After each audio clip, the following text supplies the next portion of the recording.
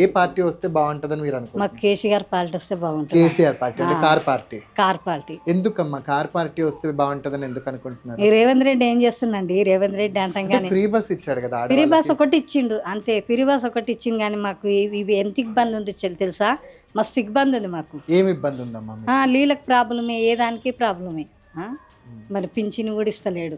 ఏమి ఇస్తుండు? మాకు పింఛన్ ఇస్తామని మా ఆయన చచ్చిపోయిండు. సంవత్సరం 2 ఏళ్ళు అవుతుంది తిరుగుతా ఉన్నా, అసలు పింఛన్ కూడా ఇస్తలేరు అట్లా.